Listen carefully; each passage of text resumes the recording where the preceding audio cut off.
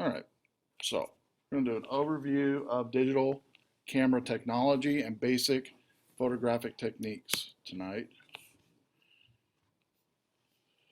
So, DSLR, megapixels, image stabilization, dust reduction, live view, sensors, facial recognition. What does it all mean? I'm glad you asked. And why do I care? And why does it matter to me? Glad you asked that as well. Types of cameras. You might see yours up here possibly. There's three main types of classifications of cameras though. You've got point and shoot, prosumer, and digital SLR. Those three types.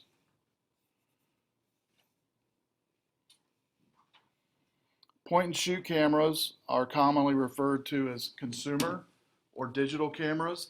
They represent about 90% of all digital cameras on the market.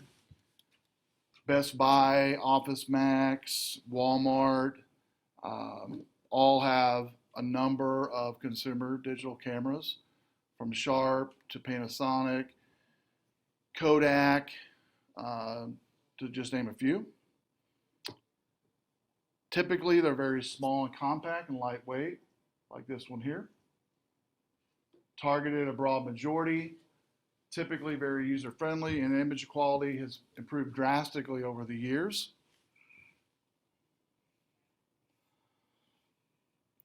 Next is prosumer digital.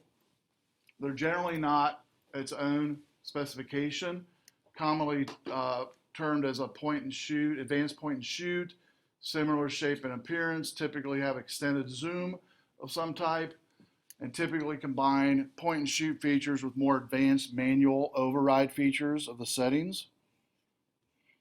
SLR stands for single lens reflex. It has a larger lens, greater image quality, and we'll find out why in a second. Tend to favor more manual control over point and shoots, much larger and heavier, and ability to interchange lenses. Some of these lenses, in an example, like a macro lens, might cost $5,000 just for the lens. And again, you're talking about photographers in the field for working for National Geographic or NASA, as an example. So what's the real difference between a digital SLR and a point and shoot? Let me stop there for just a second. Most students coming in to the class generally feel it's megapixels is a difference. Lens may be the difference. I'm guessing one of those two is what you think is the difference between the two, between a point and shoot and a high-end camera, which it does make a difference, but what really makes one camera stand out from the other camera is the size of what we'll talk about in just a second. More than just megapixels, because it says here image quality is what makes the difference between a point and shoot and a DSLR. How can a 6 megapixel DSLR take a better picture than a 10 megapixel point and shoot? Again, DSLR lower megapixel, point and shoot higher megapixel. The reason for that is because of the sensor, the digital sensor in the cameras that you don't even see. So every digital image is made up of a million of tiny little squares known as pixels. And this represents here a picture of a deer or a doe actually on the left. And on the right it's zoomed in and you can actually see the pixels represented on that zoom. Essentially, the image is recording millions of tiny micro lenses or pixels, which makes up the entire sensor. So the better quality sensor, the better quality images you're going to get. So all pixels are not created equal. A digital sensor is essentially made up of millions of tiny micro lenses or pixels. Pixels are analog devices which record the light and the color that hits the camera lens. Larger sensors contain larger pixels, which are much better at collecting data.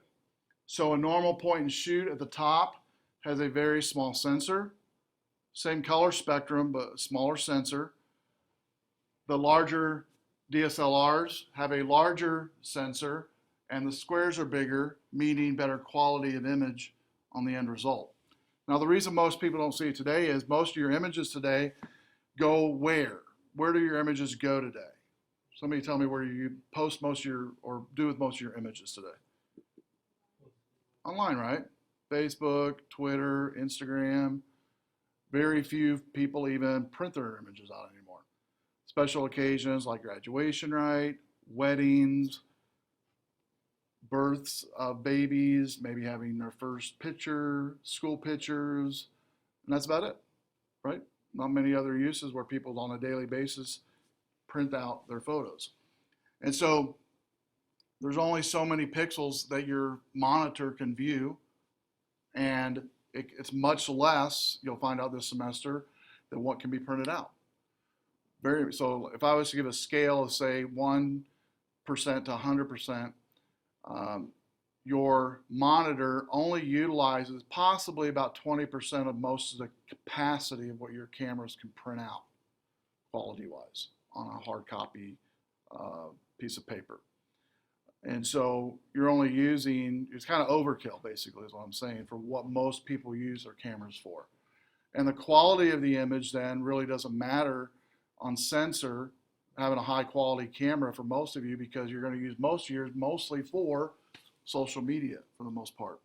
And so really unless you're going to go into photography as a profession and make money, like go do wedding photography, yeah, you need a higher end DSLR because you're going to be printing your photos out. Your clients will be printing photos out, and so you're going to be blowing those up maybe to poster size and big photos in the living room, so you need a larger sensor for that. But for most of us in here that take photos maybe every once in a while for family members, that most of you might take for your wedding, you might go, the max might be 8 by 10, which all of your point and shoots today will print out awesome 8 by 10 photos. So let's look at the comparison then between the different cameras and between the different sensors. So we have here a Canon EOS 10D 300D, which is a common high-end DSLR, one of the highest DSLR Canon brand. And let's look at the 35 millimeter, which I learned on years ago. This slide's about 2 years old. We're still only about here with the newest Canon that just came out as far as quality of sensor compared to the quality of 35 millimeter film. So we're still not there yet, about 3/4 of the way there when it comes to digital on what it used to be and still is shooting film. And by the way, you still can buy 35 millimeter cameras with film and get them processed. Not many people know that, but you can. And there's still professional photographers still doing that. Like a lot of your model photographers, a lot of your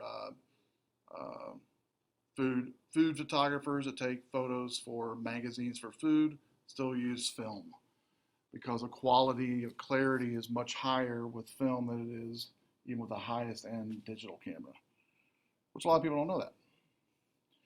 So let's look at the full frame versus what we have today. The full frame here is a 35 millimeter view of what a sensor can get on a normal 35 millimeter camera, nothing real fancy, 35 millimeter film.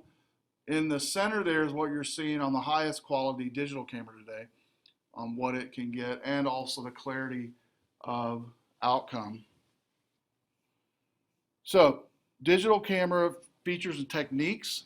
We've talked so far about sensor. Now let's talk about megapixels, which is important, and it basically is just the total size of an image recorded by your camera. Megapixels does not mean a better picture though, as we've already learned. You can have a 6 megapixel DSLR and a 12 megapixel consumer camera, and the DSLR is going to do a better quality photo if you're printing those photos than a point and shoot would do.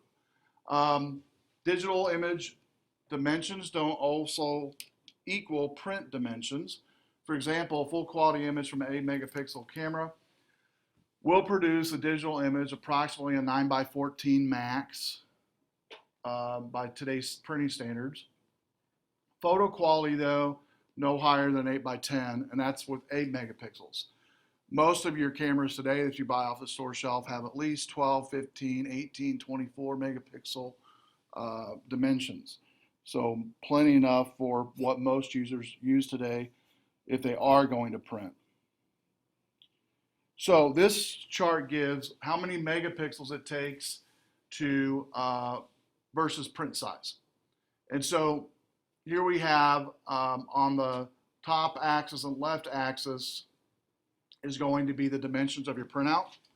So we have everywhere from 27-inch to 18-inch printout all the way down to a 1x1 printout. So we'll go all the way to the largest, kind of like poster size printout. Needs at least 44 megapixels to print a 27 by 18 photo. We'll go to 8 by 10. All you need really is, technically all you need is around an 8 megapixel camera or higher to do 8 by 10, and you're good.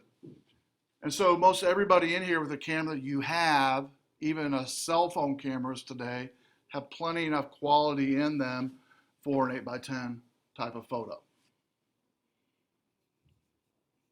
And that's why I tell you from week one not to go out and buy a high-end DSLR because you really don't need it. Movement compensation. Most of your cameras have this today and refers to the camera's ability to correct small movements by the user while taking a picture. Anybody have any small children in your family? Okay, and they like to move, right? A lot. And so it's really hard to get them to stand still for even a millisecond to take a photo. They're always moving. It could be like totally still. You back up and they move. Okay, so cameras today, because of that, have the stability part to where it reduces a blur, causes when Johnny moves his face or waves his hand, it catches that and captures the blur and basically causes and reduces it. It's very useful also in low light and telephoto situations. Now, as far as terminology for movement compensation, every camera maker has their own term for movement compensation. As you can see, Nikon, vibration reduction; Canon, image stabilization; Pentax, shake reduction; and Sony, super steady shot. So all of them do the exact same thing, which is movement compensation, same technology. Next is dust reduction. Dust reduction really isn't needed on any camera but DSLRs. And the reason for that is your DSLRs have removable lenses where you can remove a lens and swap it out. So say you have a 10 times zoom, you want to swap out with a 20 times zoom. Well, swapping those lenses in and out brings the susceptibility for dust to come in between the lens and the camera. And so dust is more problem in DSLR due to those changing lenses. Once dust gets in your sensor, it's fairly difficult to remove. And so dust reduction is essential to the mechanism which shakes the camera's sensor free of clinging dust particles, has special anti-static coatings and filters also. In fact, sometimes you might actually, even your point and shoots do this today, your new ones, when you push your camera button halfway down to focus in on something, you might hear your camera doing something, like a little vibration of some type. A lot of times that vibration is what we're talking about here. It's shaking that sensor just a little bit to remove any dust that might be on that sensor prior to taking the photo. Live view, most of you use this, refers to the ability to use the LCD screen on your camera the same way you use on a viewfinder. This semester I will, those of you that do have a viewfinder on your camera, I'm going to try to get you to start using it more, not just to save battery, but also to help you with framing your shots, which we'll talk about this semester. But all of us use LCD, like if you're in a concert, you're trying to take a photo, but people are in front of you, you do one of these things and you view it through LCD viewer, that's what it's good for.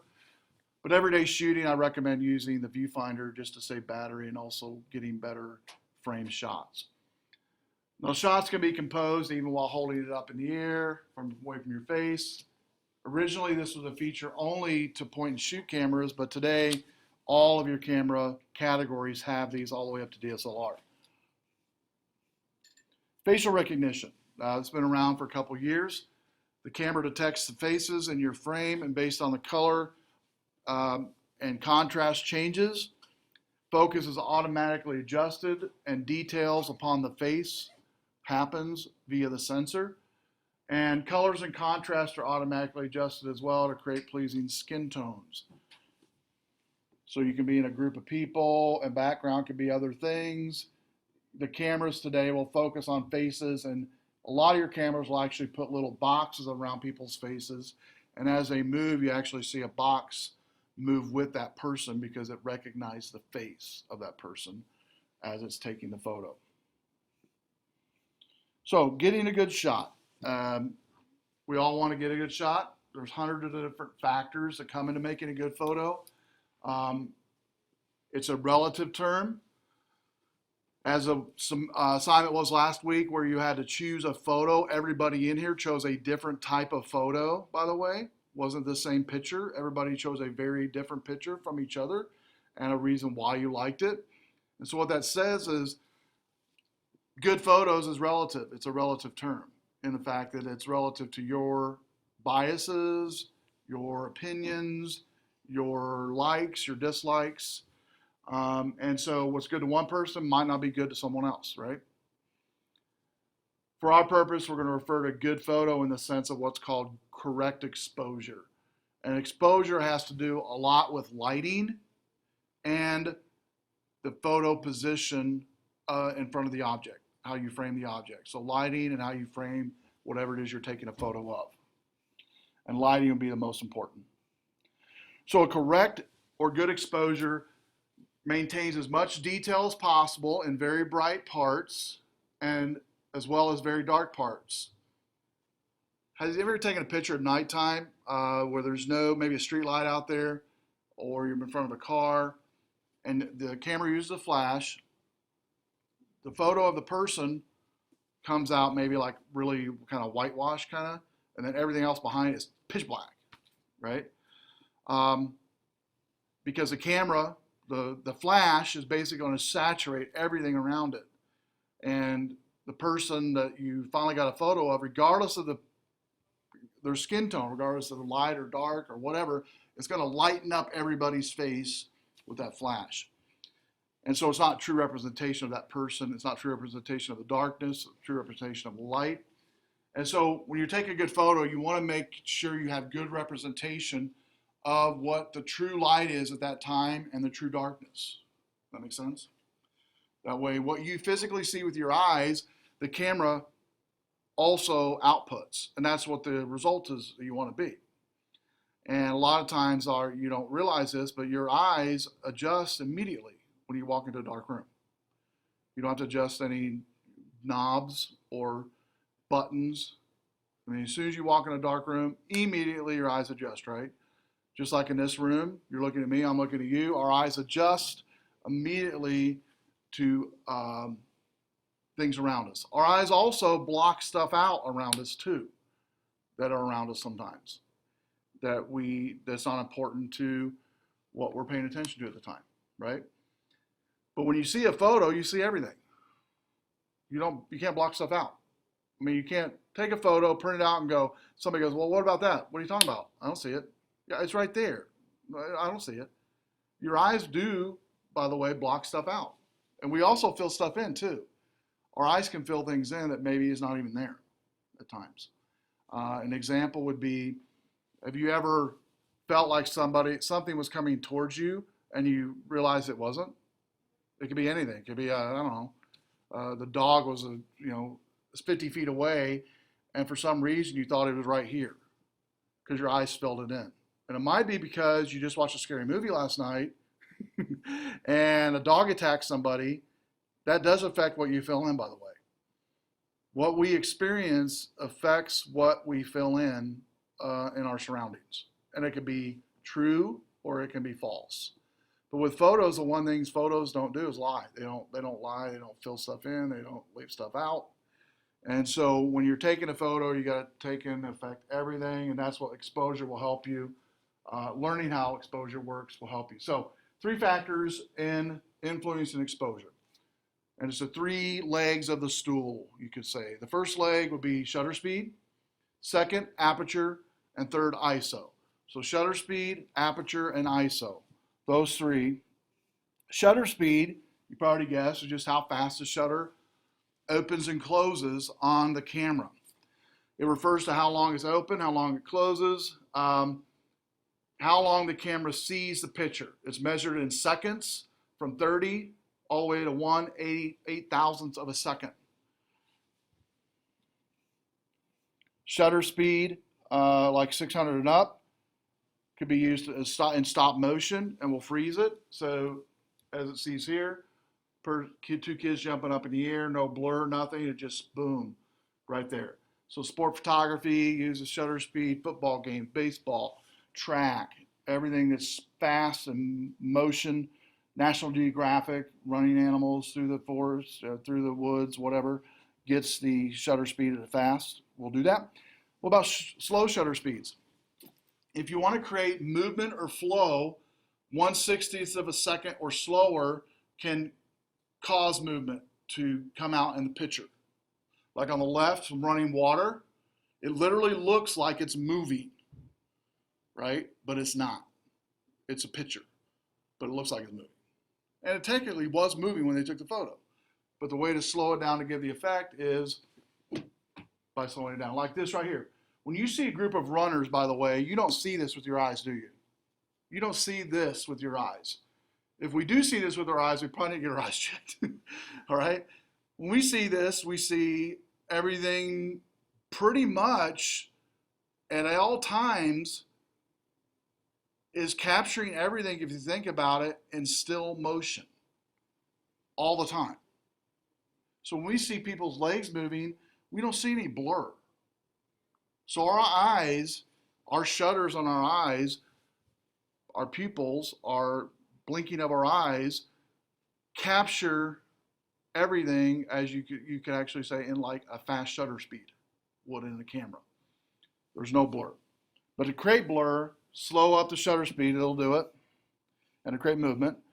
Very, very, very slow shutter speed, 5 seconds or slower, can do this. So this is a camera on a tripod over a bridge, like at over 90, I-90, at nighttime, and give a very dramatic effect of just a string of lights, which is cars going up and down the highway, which gives a really cool artistic effect, which might be what you want in your photo. Beware though, your shutter speed, as it decreases, the chances of the image being blurry increases because of the camera, the steadiness or unsteadiness of it. So that's where when you get really fast or slower shutter speeds, you want to make sure you've got a tripod that you're using, like the one I showed before of the I-90 shot of the cars coming on a tripod, because your cameras can't hold it that steady. Regardless how steady your hands are, it's going to shake a little bit. That makes sense? So make sure you have some type of tripod to help.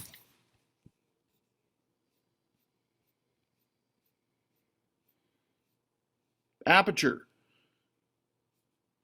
Aperture is defined as the hole or opening which with the light comes in. So shutter speed was the first leg, aperture is the second leg. And aperture refers to the hole.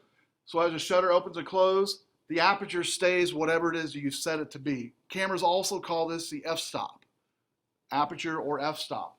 And inside the camera lens is a system of blades like this, which open and close and increase the opening or decrease the opening that lets light come into the sensor.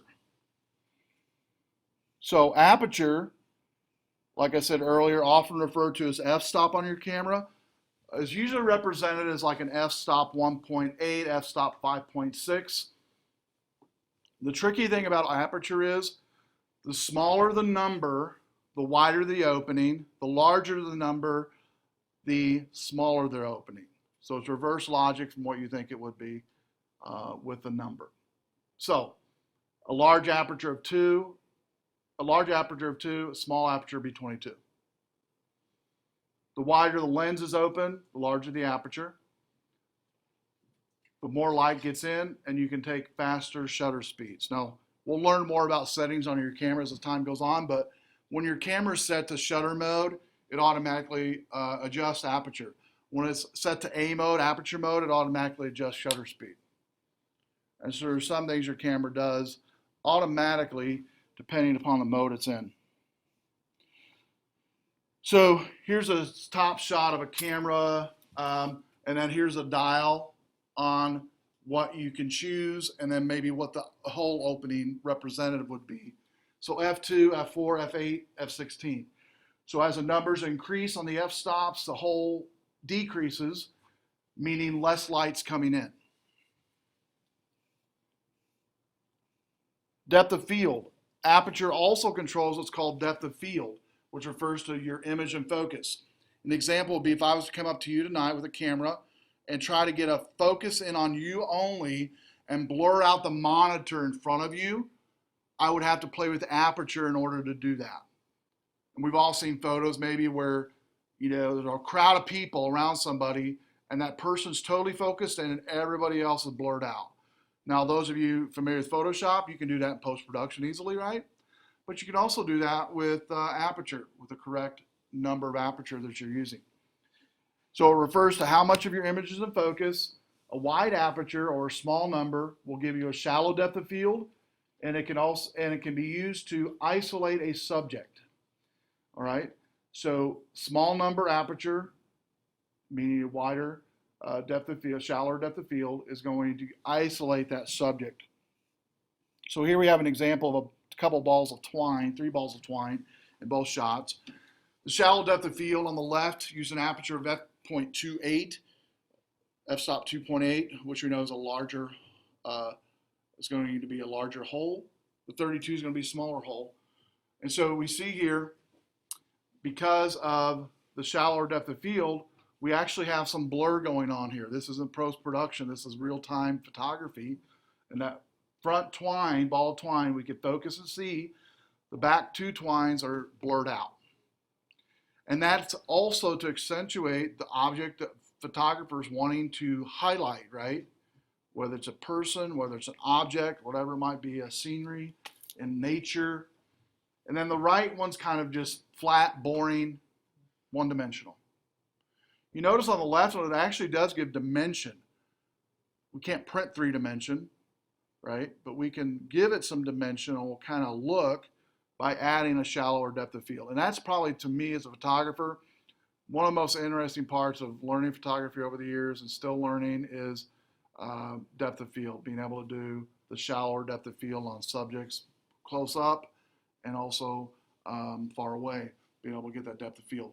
Now, if you have an iPhone, which I know some of you do, they do have a little lens that you can go out and buy, Best Buy or Apple Store, made for the iPhone. It actually is a really good one. I've used it for about 1.5 years, 2 years now.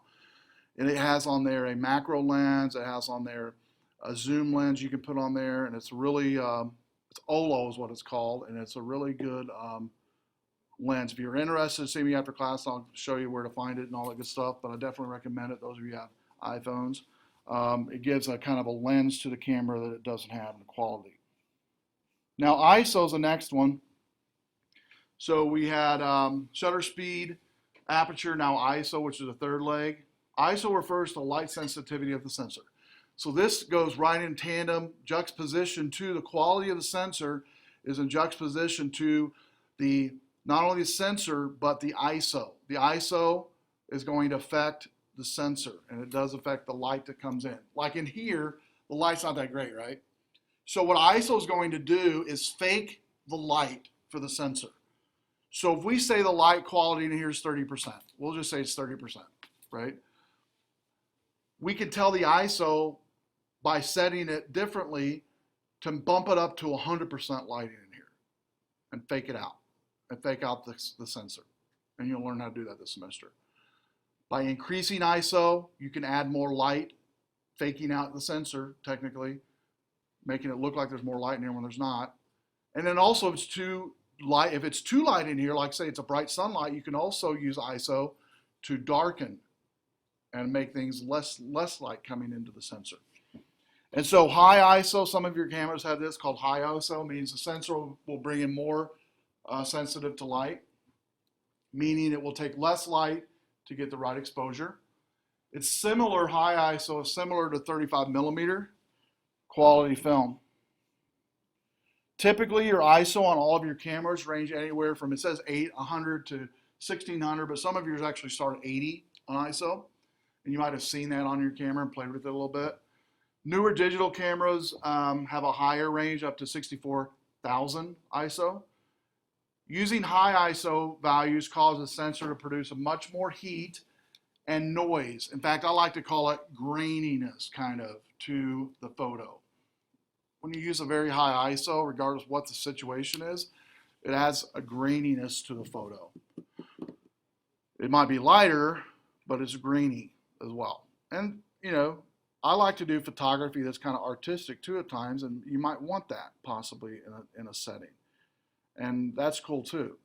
Because you'll learn all the rules this semester and things you can do the right way, but sometimes it's cool to do things on purpose the wrong way to get an artistic effect.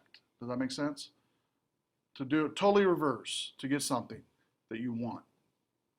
An example, I don't remember if it's on these slides tonight, but there's one of, you go to the beach, right? And you're not tan, and you can use ISO and white balance to make yourself look tan post-production, or even during, I take it back, during photography, not post-production, during photography. And so there might be times where you want to fake out or make things look better than maybe what they really are, in that case, being tan when you're not tan. ISO, also, noise is similar to the film grain and causes loss of detail, fine detail images.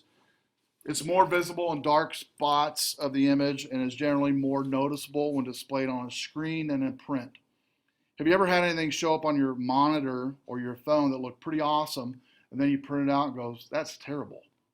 It looks worse than I've ever seen. You ever had that happen before? You look great on that monitor, it looks great on Facebook, great on Twitter. Print it out, terrible. And we'll find out why that is this semester, and that happens sometimes. Some cameras claim to have what's called digital image stabilization. It means that the camera will automatically increase the ISO in order to allow for a faster shutter speed. Faster shutter speed will reduce the likelihood of camera shake, but high ISO will most likely result in a grainy image of some type. So the fourth element, which you could say the fourth leg, is white balance. White balance, you'll learn, you'll have a lab this week, a whole week we'll work on white balance. In fact, all these things we've talked about so far, ISO, aperture, shutter speed, white balance, you'll have a whole week devoted to those terminologies and settings to play with them. So white balance is important one, it's the fourth element. White balance doesn't really affect your exposure, just the appearance of colors. Different light sources like these bulbs here will create a different color than, say, old style incandescent bulbs. Right? These kind of put off like a bluish tint to them. Your old style house light bulbs put off like a yellowish tint to them. LED lights on cars put off a different tint, like a light bluish tint to them. Or they call it heat. And you don't even see it with your eye. You don't see it with your naked eye. You don't see it at all, what I'm talking about. Your camera sensor does see it though. And so what you've got to do with white balance is, the whole technology behind white balance and thought is this. If you know true white, you know true blue. You know true white, you know true black. You know true white, you know true yellow. You know true white, you know true reds. Without true white, you're not going to have any other true color in your photos. Does that make sense? You have to have a source of true white. And so you'll learn this semester when we go over white balance, you can use what's called a white card to take a snapshot in white balance manual mode of what true white is before you take your photo, and it brings out all the colors as they are in real life by having that true white balance or that true white source.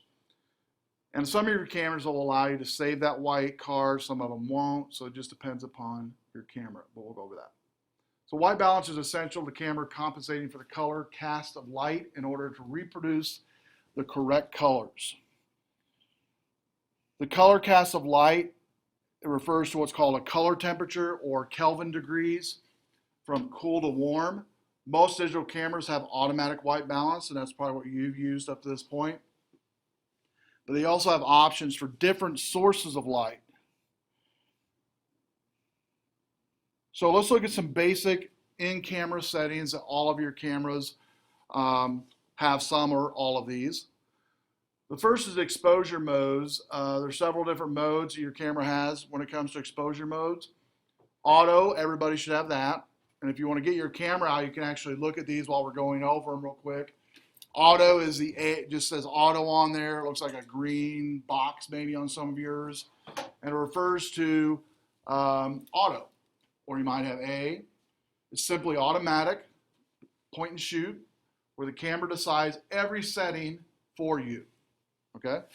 And like on this screen here, on this dial, it would be this green button here, this green box here would be the auto for this camera. And so you're going to have either auto, A, or a green box, one of those three possibly. Next is AV mode or aperture mode. Some of your cameras might have this. AV or aperture mode allows you to choose the aperture value while the camera chooses the shutter speed for you to give correct exposure. So when you set it to aperture value or AV mode, it's going to automatically adjust the shutter speed for you. TV or shutter priority allows you to change the shutter speed, and what it's going to do is automatically change the aperture mode for you, again for correct exposure. M or manual mode gives you complete manual control over your camera, and some of your cameras have this, some of yours do not have it maybe. If yours don't worry about it. We will show you what you can do with your camera either way. You can choose both shutter speed and aperture in manual mode. Scene modes. All of your cameras will have something like this on your camera, where basically a fully automatic mode is designed for certain situations. They typically place emphasis on one or more settings based on a typical circumstance or situation chosen. Most digital cameras have very similar scene modes available. Some examples would be backlight mode. What this does is eliminates dark shadows when light's coming from behind a subject. The example I gave earlier by a street lamp or something, or in front of your car at night. Or if the subject's in the shade, the built-in flash automatically fires to fill in all the shadows. Beach snow mode. Photograph beach, snow, or sunlit water scenes. Exposure and white balance are set to help prevent the scene from being whitewashed and looking basically washed out. Using a tripod in this one is recommended because it's going to be a slower shutter speed. Scene modes going on. Night portrait, taking photos of subject against a night scene, and built-in flash and red eye induction are enabled. Shutter speeds are low and tripod recommended. Night scene, photograph nightscapes, pre-programmed to use a very slow shutter speed, again tripod. Some of your cameras might also have like a fireworks scene for fireworks at nighttime. Again, would need a tripod or something steady to hold on. Party scene, taking photos in a dim lit room. Exposure and shutter speed are automatically adjusted for room brightness. It captures the indoor background lighting or candlelight, and hold the camera very steady when using this mode, or you can also use tripod as well. Or today, the selfie stick, which I'll show you that next. I've got a selfie stick I'll show you next week. I just got. Portrait mode is the next one. You might have used this one already. It's a main subject that's clearly focused, and in the background is out of focus. Best when taking photos outside during the day, shooting using a mid to long telephoto lens for those of DSLRs, staying close to your subject. Within the recommended camera range, and when possible, select an uncomplicated background as far from the subject. We will spend a couple weeks on portraits, and you'll learn all about portrait settings and all that good stuff. Scene modes, sports, and sunset. Sports could also be called, maybe on your camera, kids and pets, taking photos very fast moving subjects, fast shutter speed, freezing this subject in the freeze mode. Best when shots are taken with bright light. Pre-focusing is always done on this one and recommended. And anytime you hear pre-focusing, in fact, we'll do it tonight before you leave in your take-home assignment with your group. You will pre-focusing on most of your cameras, just pressing the shutter speed halfway down, letting it focus in. You'll see it doing its focus stuff on your camera. And then a lot of your cameras will give a green light or a beep telling you it's ready, and then you can press all the way down. Okay? Sunset is another mode where you take photos of sunsets and sunrises, and it helps keep the deep hues in a scene, and those are really pretty. And then some of your cameras will have what's called metering modes, and metering modes is basically where you measure the amount of light within a frame to determine best exposure.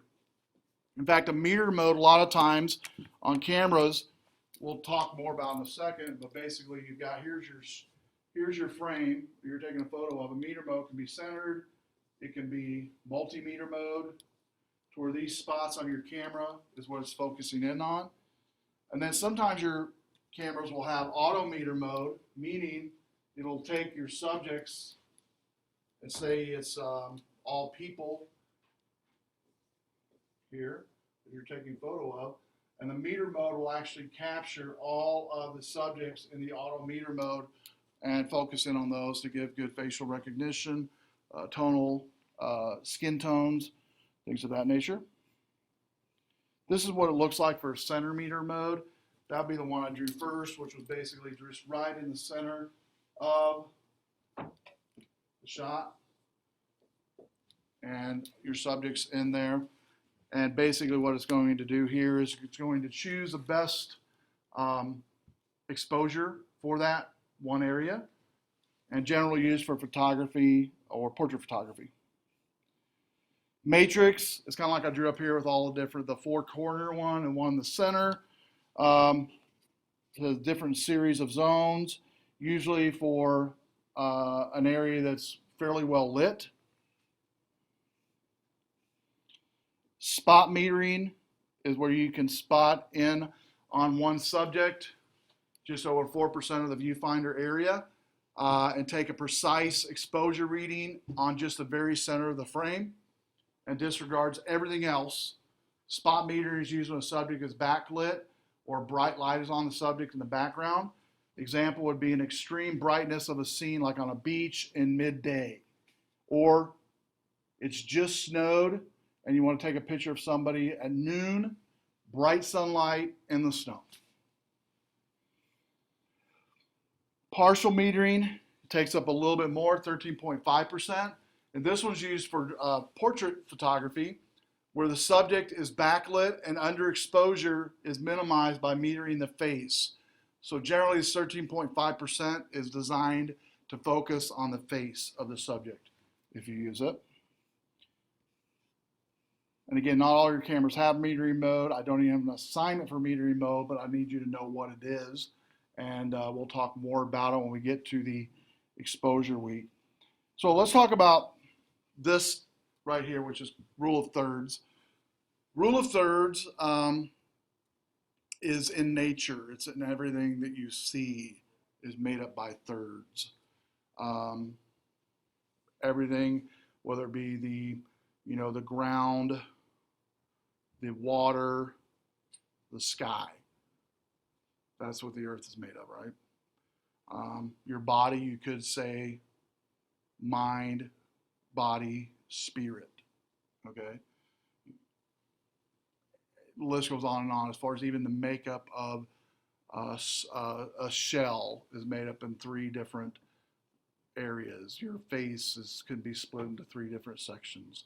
Your body can be split into 3 different sections. So the concept is it's all over creation, all over nature, the rule of thirds. And so the concept in photography is that as well.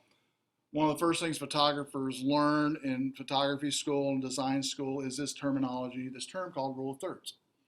It's basically imagining the frame divided into 3 equal sections, both horizontally and vertically, and divided into thirds. The concept is placing your subject or elements on any of these lines, and especially on or near intersecting points, making the photo more naturally attractive to the viewer. So here is what the rule of thirds looks like. Some of your cameras actually already have this type of grid for you in the viewfinder, and you might have wondered what it was for. You might have turned it off. Basically, those four quadrants, those four pluses, those red pluses, is where you're going to place the crux of your subjects this semester, or you're going to try to. You're going to try your best to realign the way you took photos. Because when we first start taking photos, we want to put everything in the center and fill it up. Okay? I want you to start thinking off-center a little bit, and that's what rule of thirds does. Off-center, to the right, to the left, the bottom to the left, bottom to the right. And an example would be if we were taking a picture of two people. We would put them here, and we could actually put the first person on the right quadrant, second person on the left quadrant of the photo. We could also take and put both of them towards the right or both of them towards the left. So it doesn't matter as long as they are kind of compositionally put in there. So here's an example of rule of thirds. What I talked about earlier, you've got the land, water, sky. But notice in this example, most of the sky takes up most of the photo. The subject in this one, though, technically, as far as what it's focusing on, is going to be this spot of land with one little tree on it, which is really on the lower right corner of the picture. Normally, if we took this photo, new novice photographers will want to take that piece of land with the tree and put it right in the center. By putting it on the lower right corner, it gives more depth to it. You get to see, in fact, when you first look at it, you might not even see the tree. You might see the sky, and then your eyes come to the tree. That's what you want. To where your eyes wander naturally towards the subject. Not immediately towards the subject, but naturally towards the subject. You want to kind of your photo to flow to where, by using rule of thirds rightly, it will do that. The person's eye. Now, everybody's eyes might focus on something first, but generally that first thing is not the tree because it's off-centered. Next is some more examples of rule of thirds. On the left side is a cat's tail with a snail on it, off-center to the upper left. Right side, a dock, upper right quadrant of the photo.